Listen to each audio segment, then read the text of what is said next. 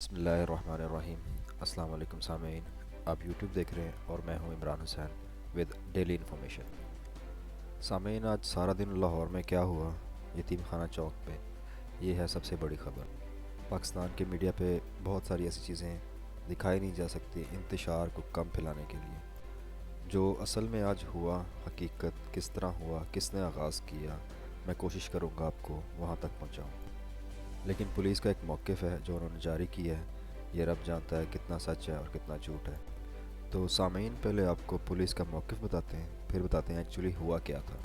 Police کا کہنا ہے آج کچھ لوگوں نے نواں کوٹ پولیس اسٹیشن پہ اٹیک کیا صبح۔ یہ یتیم خانہ چوک سے چند دوری پہ ہے، تھوڑے سے فاصلے پہ ہے، جہاں پہ پہلے سے ہی رینجرز اور پولیس کی نفری تھی۔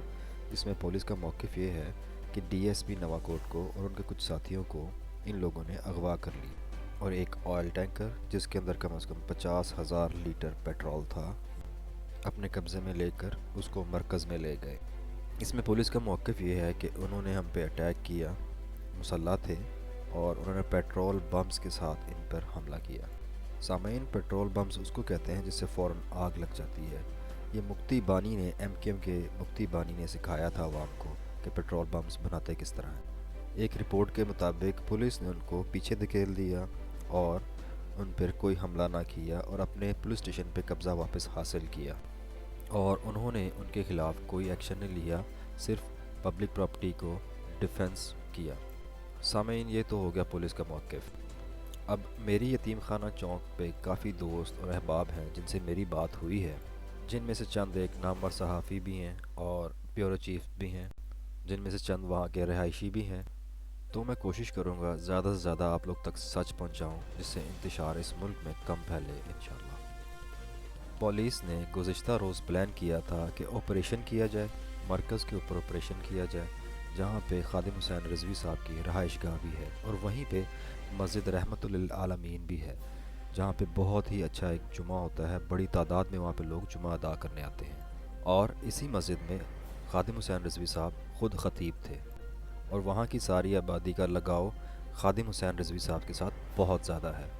تو ایک یہ اس جگہ پہ اسٹرانگ ہولڈ ہے تحریک لبیک کا، وہاں پہ یہ آپ کہہ سکتے ہیں۔ تو پولیس اور انتظامیہ نے یہ طے کیا کہ وہاں سے لوگوں کو اٹھانا پڑے گا جہاں سے سارے پاکستان میں اپنے تحریک کے سے لوگوں کے ساتھ رابطہ کیا جاتا ہے۔ پولیس اور انتظامیہ کی نظر میں یہ تھا کہ اگر یہاں پہ کنٹرول ہو گیا تو پورے پاکستان میں کنٹرول ہو جائے گا، اگر یہاں پر امن ہوا تو ہر جگہ پہ امن ہو جائے گا۔ لاسٹ ٹائم خادم حسین رضوی صاحب کو یہیں سے گرفتار کیا گیا تھا، اور اس کے بعد پھر پورے ملک میں جگہ جگہ سے لوگوں کو آپریشن کر کے گرفتار کیا گیا تھا۔ یہ پولیس اور انتظامیہ کی پلاننگ تھی کہ پہلے جا کے وہاں پہ کنٹرول کریں گے، لیکن پولیس کی قیادت نے بزدلی دکھائی۔ میں تھوڑا سا ایڈمنسٹریٹو سائڈ پہ آ رہا ہوں، میں یہ نہیں کہتا کہ کون صحیح ہے کون غلط ہے۔ اصل میں پولیس اس کو پروفیشنل طریقے سے کر ہی نہیں پائی، اس آپریشن کو ان کی کیپیسٹی نہیں تھی۔ سی سی پی او لاہور وہاں سے غائب تھے، وہ فوٹو سیشن کے لیے تو ہر جگہ موجود ہوتے ہیں لیکن ایسے ہنگاموں سے وہ غائب ہو جاتے ہیں۔ کوئی بھی بڑے لیول کا آفیسر، حکومت کا کوئی بھی منسٹر وغیرہ آپ کو اس میں کہیں نظر ہی نہیں آ رہا۔ سامعین، امن و امان قائم کرنے کے لیے حکومت کو لوگوں کو آگے بڑھنا پڑتا ہے۔ وفاقی وزیر داخلہ پریس کانفرنس کرتے ہیں اور پھر غائب ہو جاتے ہیں شیخ رشید صاحب۔ سامعین، پریکٹیکلی ہمیں کچھ اس طرح کا دکھائی نہیں دیا، چونکہ پولیس اس میں ایکسپوز ہوگی اس بھونڈے قسم کے آپریشن میں۔ وہاں پہ لگ بھگ 1,500 کے قریب لوگ تھے۔ پولیس نے 3 طرف سے ان پہ اٹیک کرنا تھا۔ پھر جیسے جیسے یہ آپریشن سٹارٹ ہوا، لوگوں کی تعداد بڑھتی گئی، لوگ گھروں سے نکلنا شروع ہو گئے۔ ایک شخص وہاں پہ ایسا سننے میں آتا ہے کہ اپنے 1 سالہ بچے کو بھی ساتھ لے آیا۔ سامعین، آپ اندازہ کریں ان کے جذبات کا کہ وہاں پہ آنسو گیس ہے، فائرنگ ہو رہی ہے، پھر بھی وہ اپنے 1 سالہ کے بچے کو لے آیا۔ میں نے آپ کو پہلے بھی بتایا یہ عاشق رسول ہے، اور ان کے جذبات بہت اوپر تک ہیں، جن میں سے ہم بھی اسی رسول کے عاشق ہیں، لیکن سچ پہنچانا ہمارا کام ہے۔ یہ نقصان اور فائدے کا نہیں سوچتے، اور ہم بھی نہیں سوچتے۔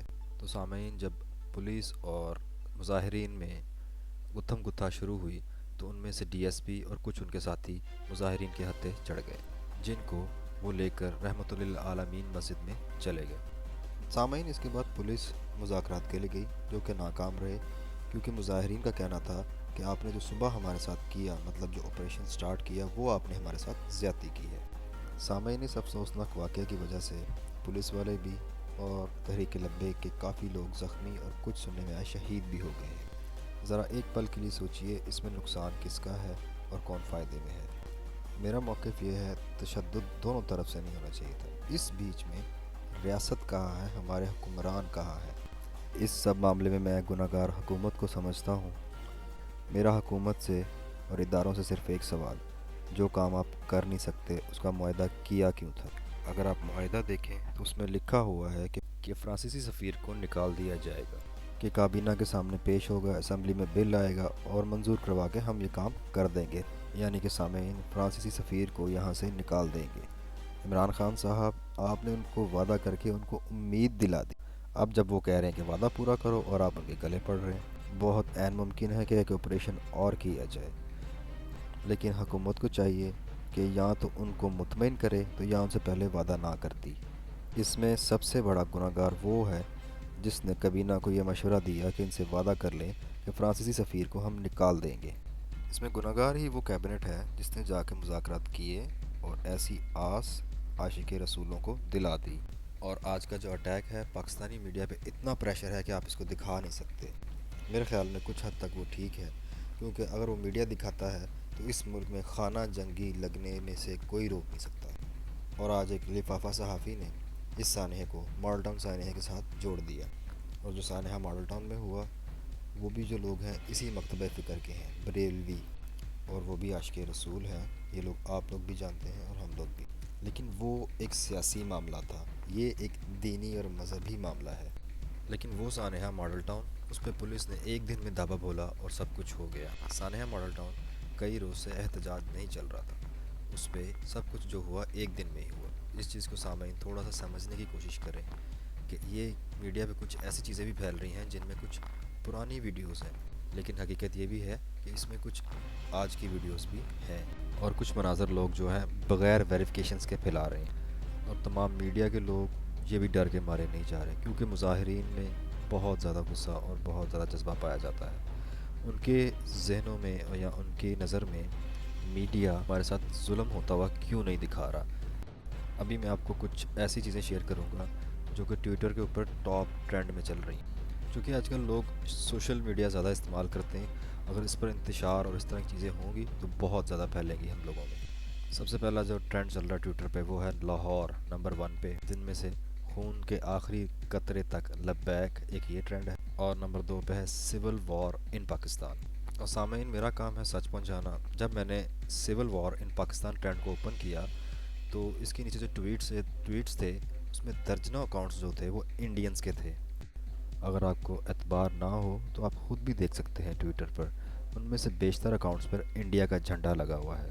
ان میں سے کچھ آپ میری اسکرین پہ دیکھ بھی سکتے ہیں کہ کس طرح بھارتی جو ہیں ہمارے ملک کی سول وار کو منا رہے ہیں۔ کیا آپ کو لگتا ہے کہ پاکستان میں سول وار سٹارٹ ہو گئی ہے؟ یتیم خانہ چوک ایک جگہ ہے، ایک ایریا ہے، مظاہرین کا جو موقف ہے وہ بالکل درست ہے کہ حکومت نے وعدہ کیا تھا سفیر کو اتارنے کا، تو حکومت کو وعدہ پورا کرنا چاہیے تھا۔ اب یہ لڑائی جو ہے 2 سے 3 کلومیٹر کے ریڈیس میں ہو رہی ہے، اس کو پورے پاکستان میں اس طرح پیش کیا جا رہا ہے جیسے پاکستان پورے میں خانہ جنگی لگ گئی ہو۔ آپ خود سمجھدار اور سوچ سکتے ہیں اس چیز پہ کہ انڈیا کو اس چیز کا کیا فائدہ ہے، وہ اس پہ کیوں پروپیگنڈا کر رہا ہے۔ اچھا، اسی میں جب میں زیادہ دیکھتا ہوں تو اس میں کچھ ایسے اکاؤنٹس ہیں جو پی ایم ایل این کے سوشل میڈیا اکاؤنٹس جن کی میں ابھی اسکرین بھی آپ کے ساتھ شیئر کر دوں گا۔ ہمارے تحریک لبیک والے بھی دوست ہیں، وہ بھی یہی کہہ رہے ہیں یہ اس طرح نہیں ہونا چاہیے، ہمیں آپس میں نہیں لڑنا چاہیے، ہمارا دشمن تو فرانس ہے۔ خیر، میرا موقف تو یہ ہے کہ پی ایم ایل این تو اس میں یہ چاہتی ہے کہ لڑائی جتنی زیادہ ہو سکے وہ بڑھ سکے اور ان کو موقع مل جائے۔ اچھا، اگر میری اسکرین پہ آپ دیکھیں حامد میر اور طلعت حسین کے ٹویٹ کو، وہ دونوں اس طرح شو کر رہے ہیں کہ جیسے ایک سول وار چل رہی ہے اور میڈیا کو اس چیز کی اجازت دی جائے اس کو کوریج کرنے کی، اور مریم نواز نے ان کے ٹویٹ کو ری ٹویٹ بھی کیا۔ خیر، مجھے تو ایسا لگتا ہے جیسے ان لوگ کی خواہش ہے کہ حالات زیادہ خراب ہوں۔ آپ کی جو بھی رائے ہو کمنٹس میں مجھے ضرور بتائیں۔ دیکھیں، میں ایک بہت ناقص و عقل انسان، مجھے سمجھیں آپ، لیکن میں کوئی بہت بڑا جرنلسٹ بھی نہیں، لیکن میں یہ چاہتا ہوں کہ یہ سارا میرے ملک میں بند ہو اور اس کا کوئی حل نکلے اور ہم ایک امن کی راہ کی طرف پھر سے دوبارہ نکلیں۔ کیا یہ ملک میرا اور آپ کا گھر نہیں؟ اپنے اندر کی آواز کو جگائیں، اس ملک کو بچائیں، صحیح کو صحیح اور غلط کو غلط کہیں۔ دیکھیے، میں یہ چاہتا ہوں کہ باہر کسی کا سڑک پہ بچہ نہ مرے۔ آج جو لوگ شہید ہوئے ہیں کیا ان کی ماں اور بہنیں نہیں تھی گھر پہ؟ ان کے گھر پہ کیا کوحرام چل رہا ہوگا؟ اسی طرح دوسری طرف جس طرح ہمارے پولیس والے ہمارے لیے حفاظت کے لیے ہوتے ہیں، ان کے گھر پہ بھی اس طرح ہی کوحرام مچ رہے ہوں گے جو شہید ہوئے ہیں۔ یہ حامد میر، طلعت حسین یہ ایسا نہیں سوچ رہے۔ اس سب معاملے میں آپ مجھے بتائیں، میکرون کا کیا گیا؟ فرانس کا کیا گیا؟ کچھ بھی نہیں، سب کچھ ہمارا اور آپ کا ہی گیا۔ سوشل میڈیا پورا کا پورا نون لیگ وہ کام اس وقت یہ کر رہا ہے، آپ نکال کے دیکھ لیں۔ دھڑا دھڑ پاکستان میں سول وار، پاکستان میں سول وار۔ کس بات کی سول وار؟ یہ دیکھیں، آپ کو میجر گورو آریہ کا ایک ٹویٹ پڑھاتا ہوں۔ یہ کہتا ہے، are these image from Kashmir اور آر دے فرام فلسطین؟ Well as the old goes saying, جنہیں لاہور نہیں ویکھیا وہ جمیا نہیں، اب دیکھ لیا لاہور لے لیا جنم۔ آپ گوگل پہ سرچ کر کے دیکھیں، اسی نے ویڈیو بنائی تھی، بریلویوں کو شیعوں سے لڑا دو، شیعوں سے بریلویوں کو لڑا دو، پاکستان خود ختم ہو جائے گا، پاکستان کمزور ہو جائے گا۔ آپ سرچ کریں، اور میرے حساب سے اس ٹویٹ میں وہ اس کو اپنی فتح سمجھ رہا ہے۔ انڈیا نے اس میجر کو صرف پاکستان میں حالات کیسے خراب کرنے اور کس طرح کرنے اس کے لیے ہی رکھا ہوا ہے۔ خیر، میجر گورو آریہ کو میرا جواب میری قوم کی طرف سے کہ کشمیر میں یہ مناظر ہوتے ہیں روز، فلسطین میں ہم یہ مناظر ہوتے ہیں روز، اور پورے کشمیر میں اور پورے فلسطین میں ہوتے ہیں۔ یہ لاہور ہے، لاہور کا ایک چھوٹا سا علاقہ ہے، 2 سے 3 کلومیٹر کا یتیم خانہ، یہ وہاں پہ صرف 2 سے 3 گھنٹے کی رداد ہے۔ دس از ناٹ لائک اے فلسطین اور کشمیر۔ میجر آریہ، جو کشمیر میں تم کر رہے ہو وہ اس سے بہت مختلف ہے اور اس سے بہت بڑا ہے۔ ہم اپنی حکومت کی نااہلی کی وجہ سے تھوڑے سے حالات خراب، جس کی وجہ سے ہم یہ دن دیکھ رہے ہیں، انشاءاللہ ہمارے ہاں کل جو صبح آئے گی وہ بالکل ٹھیک ہوگی۔ خیر سامعین، میرے نزدیک کسی کو اختیار نہیں پہنچتا کہ وہ نکلیں اور نکل کے سڑکیں بند کریں اور ان لوگوں کے مال غنیمت کو برباد کریں۔ غلطی دونوں طرف سے ہے، یہ حکومت اور حکومتی نمائندے مل کر اس کا کوئی حل نکالیں۔ Stay tune with daily information. اب تک کے لیے اتنا ہی۔ یہ ویڈیو کیسی لگی دوسروں کے ساتھ شیئر کریں، اپنی رائے کا اظہار کمنٹس میں کریں اور میرے چینل کو سبسکرائب کریں۔ اللہ حافظ۔